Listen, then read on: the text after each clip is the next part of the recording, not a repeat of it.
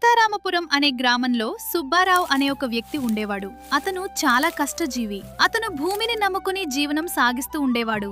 అలా ఉండగా ఒకరోజు పొలంలో పని చేసుకుంటూ ఉండగా తన పొరుగింటి వాడైన రంగారావు వచ్చాడు. ఏంటి సుబ్బారావు, ఈసారి నువ్వు ఒక్కడవే మొక్కజొన్న పంట వేశావు? అంత నమ్మకమా ఈసారి మంచి ధర పలుకుతుందని? అదేమీ లేదు రంగారావు. పంట వేసే సమయానికి నా దగ్గర ఎక్కువ పైసలు లేవు.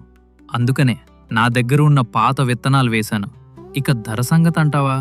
దాని గురించి నేను అంతలా ఆలోచించేదేం లేదు. ఎందుకంటే ధర రాకపోయినా పంట అమ్ముడు పోకపోయినా ఆ గింజలు ఆడించుకుంటే నాకు 6 మాసాలు రొట్టెలు చేసుకోవటానికి సరిపోతుంది. అలా అయితే మంచిదే. ధర రాకపోయినా పర్వాలేదు.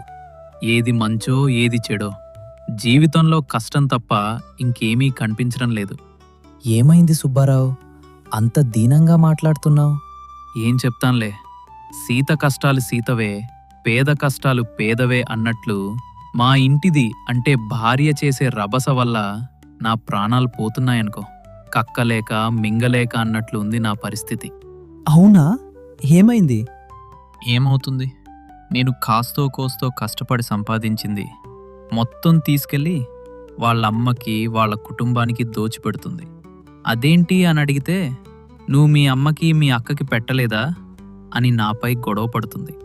రంగారావు, వాళ్ళు పట్టిన కుందేలుకి 3 కాళ్ళు అంటే అది మనం నమ్మి తీరాలి. అదే నిజమేలే. వాళ్లతో వాదించడం అంటే కొరవితో నెత్తిగోక్కున్నట్టే. అయినా ఇందులో మా అమ్మ తప్పు కూడా ఉందిలే రంగారావు. అవునా? మీ అమ్మ ఏం చేసింది ఇందులో?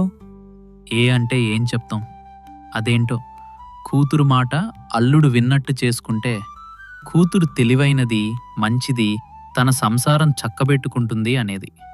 అదే నేను నా భార్య మాట వింటే మా ఆవిడేదో మందు పెట్టేసింది, నన్ను మాయ చేసింది, అమాయకుణ్ణి చేసి నన్ను ఆడిస్తుంది అని ఊరికే ఆడిపోసుకునేది. దాంతో నేను మా అమ్మకి చెప్పలేక, నా భార్యకి సర్దు చెప్పలేక మౌనంగా ఉండేవాణ్ణి. దానివల్ల నువ్వు మీ అమ్మ బతుకున్నప్పుడు నన్ను హింసలు పెడుతుంటే అడగలేకపోయావు. కాని ఇప్పుడు నేను మా అమ్మకి కాస్తో కోస్తో పెడుతుంటే మాత్రం తెగ ఇదైపోతున్నావని ఒకటే గోల. నీ కష్టం పగవాడికి కూడా రాకూడదు సుబ్బారావు. ఇవన్నీ చాలవన్నట్లు ఈ మధ్యే ఒక కొత్త సమస్య ఒకటి నా నెత్తిమీదకు వచ్చి చేరింది. అవునా, ఏమిటో అది? కొద్ది రోజుల క్రితం నేను పొలం నుంచి ఇంటికి వెళ్తుండగా 2 వ్యక్తులు గొడవ పడుతున్నారు.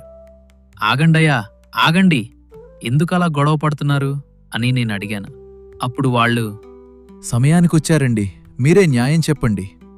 అసలు ముందు మీ సమస్య ఏమిటో చెప్పండి అని నేను అడిగాను. అప్పుడు ఒకడు ఇలా చెప్పాడు. ఏమీ లేదండి, నేను వీడు స్నేహితులం. మా ఇద్దరం దూర ప్రయాణం వెళ్లాలని నిర్ణయించుకుని బయలుదేరాం. ఇద్దరం దారిలో అవసరం ఉంటుందని తినడానికి నేను 4 పళ్ళు నా వెంట తెచ్చుకున్నాను. నేను కూడా నా ఇంట్లో తినడానికి 2 పళ్ళు తెచ్చుకున్నానన్నానండి. సరే, తెచ్చుకున్నారు, ఇప్పుడేమైంది? వాటిని మేము తినాలని ఇక్కడ కూర్చుని ఉండగా ఒక దారిని పోయే రామారావు వచ్చి, బాబూ, కాస్త ఆకలిగా ఉంది, నాకు కొంత పెట్టండి అన్నాడు.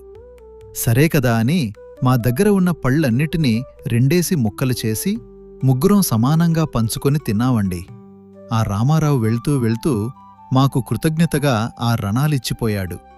నేను వాటిని తల్లిబిడ్డ న్యాయం అన్నట్టు నావి 4 పళ్ళు కాట్టి నేను 4 అణాలు తీసుకుంటాను, నీవి 2 పళ్ళు కాబట్టి నువ్వు 2 అణాలు తీసుకో అని చెప్పాను. అదిగో మళ్ళీ అదే మాట. తల్లిబిడ్డ న్యాయమంటే నువ్వు సగం నేను సగం తీసుకోలే కాని నీకు 4 నాకు 2 ఎలా వస్తాయి? సరే సరే, గొడవ పడకండి, ఉండండి. ఇప్పుడు మీరు మీ వద్ద ఉన్న మొత్తం పళ్ళను ఎన్ని ముక్కలు చేశారు? ఎవరెవరు ఎన్ని తిన్నారు? మా వద్ద 6 పళ్ళు ఉన్నాయి. వాటిని ఒక్కోటి 2 భాగాలుగా మొత్తం 12 ముక్కలు చేశాం. ముగ్గురు 4 వేసి ముక్కలు చెప్పున తిన్నాం. అయితే నిజానికి న్యాయంగా మాట్లాడుకోవాలి అంటే ఆ 6 అణాలు కృష్ణమూర్తికే చెందుతాయి. ఓహో, భలే ఉన్నారే. మీరేదో పెద్ద మనిషిలాగా తీర్పిస్తారనుకుంటే మరి అన్యాయంగా మాట్లాడుతున్నారే. ఇందులో అన్యాయం ఏమీ లేదు. జాగ్రత్తగా వినండి. మొత్తం 6 పళ్ళని 12 ముక్కలుగా చేసి ఒక్కొక్కరు 4 ముక్కలు తిన్నారు. అంటే నీ 2 పళ్ళ ముక్కలు నువ్వే తిన్నావు. కృష్ణమూర్తి దగ్గర ఉన్న 4 పళ్ళలోని 8 ముక్కలు 4 కృష్ణమూర్తి తిని 4 ఆ రామారావుకి ఇచ్చాడు. అందువల్ల నీకు అసలు ఒక్క ఆనా కూడా ఇవ్వాల్సిన అవసరమే లేదు. దాంతో రామచంద్రయ్య చాలా కోపంగా అక్కడి నుంచి వెళ్ళిపోయాడు.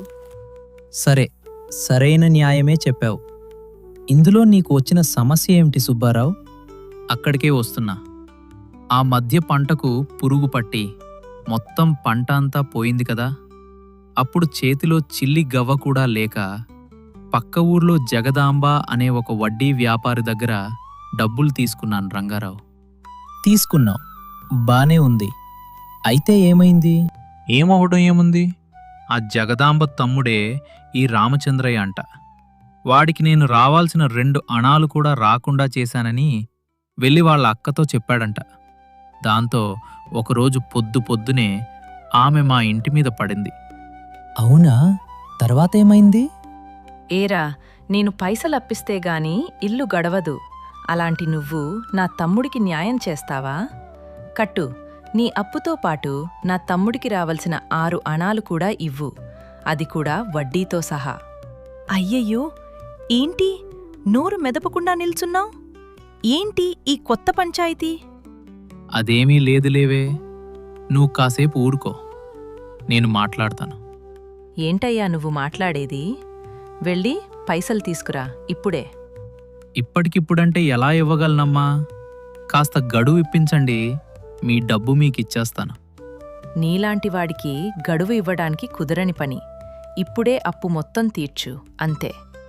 అమ్మా, ఏమనుకోకండమ్మా, కొద్ది రోజుల్లో నేను మీ అప్పు మొత్తం తీర్చేస్తాను, నాది హామీ.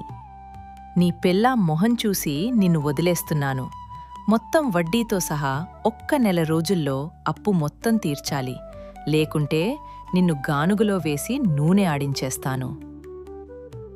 నీ అంత దురదృష్టవంతుని నేను ఎక్కడా చూడలేదయ్యా అని అంటూ ఉండగా అక్కడికి రాజభట్లొచ్చి సుబ్బారావుని తీసుకుపోయి యువరాణి గదిలో పెట్టారు. దాంతో ఏమీ చేయాలో తోచక, ఇక నా ఆయువు తీరినట్టే, ఇంక నా తల నరికి గుమ్మానికి వేలాడి తీస్తారు అని బాధపడుతూ కదలకుండా మెదలకుండా కుర్చీలో ఉన్న యువరాణిని చూసి, యువరాణి, నన్ను క్షమించండి. నేను మామూలు సాధారణ రైతుని. నేను వైద్యుణ్ణి కాదు. నాకు కనీసం చిన్న పశువైద్యం కూడా తెలియదు. మా ఆవిడ నా మీద కోపంతోనో లేదా నేను పోతే ప్రశాంతంగా ఉండాలనో తెలియదు, కానీ నన్ను ఇలా అన్యాయంగా ఇరికించింది. సుబ్బారావు కష్టాల కథ విని యువరాణి నవ్వింది. ఆమె మెడ మామూలు స్థితికి వచ్చింది. అమ్మయ్యా, నాకు విముక్తి కలిగినట్టు ఉంది. నీ కథ చెప్పి నన్ను నవ్వించినందుకు నీకు నేను రుణపడి ఉంటాను. నన్ను వివాహం చేసుకోండి. ఈ రాజ్యానికి రాజయ్యి ఇకపై జీవితం ఆనందంగా జీవించండి. క్షమించండి యువరాణి, నాకు ఇదివరకే వివాహమైంది. నాకు భార్య కూడా ఉంది. నేను మిమ్మల్ని వివాహం చేసుకోలేను.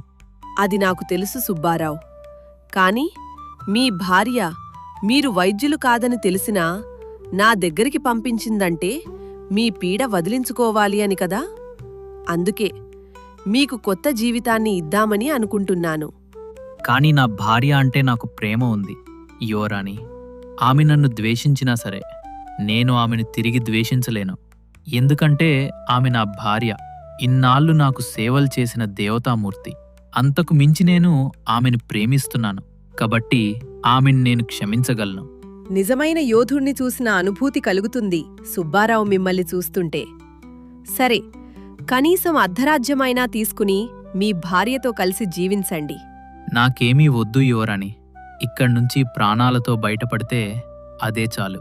కాని యువరాణికి అతన్ని ఉత్తి చేతులతో పంపడం ఇష్టం లేక బంగారు నాణేల మూట ఇచ్చి పంపించింది. దాంతో అప్పులన్నీ తీరిపోయి చాలా సంతోషంగా కాలం వెళ్లదీశాడు సుబ్బారావు.